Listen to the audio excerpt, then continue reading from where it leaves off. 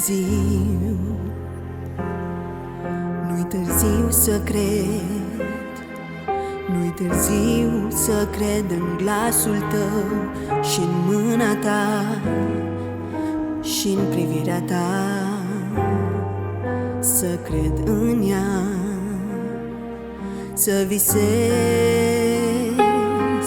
că mi-aduci lumini, însă tu dispari în fum și pașii tăi se pierd pe alt drum. Te chem acum,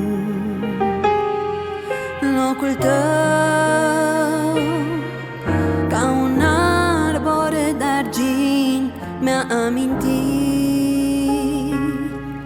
că povestea noastră fără de sfârșit va încununa într-o zi iubirea mea și a ta.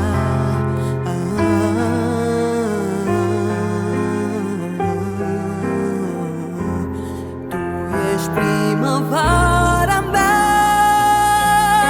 cu ochi de stea și mâini de flori, de vrei orice nor, tu îl alungi peste zări cu glas de dor.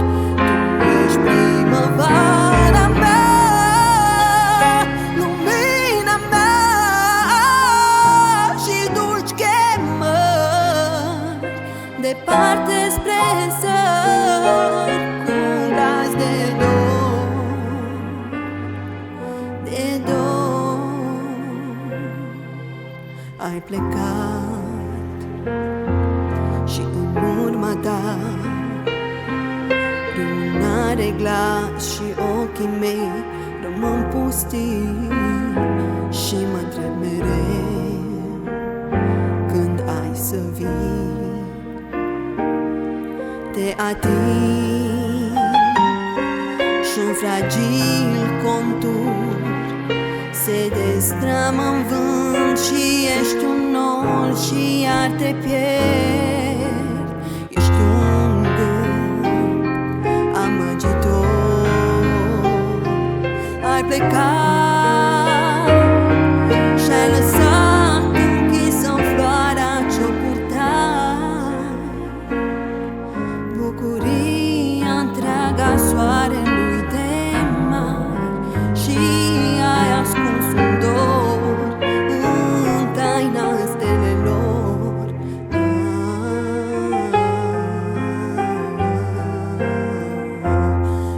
Tu ești primăvara mea cu ochi de stea și mâini de flori, de vrei orice nor, tu îl alungi peste zări cu glas de dor. Tu ești primăvara mea, lumina mea și dulci chemări departe spre zări cu glas de dor, de dor. Nu-i târziu, nu-i târziu să-ți spun că iubirea-n zori, răsării de flori, nu se poate opri, nu se va sfârși. Oare să revii?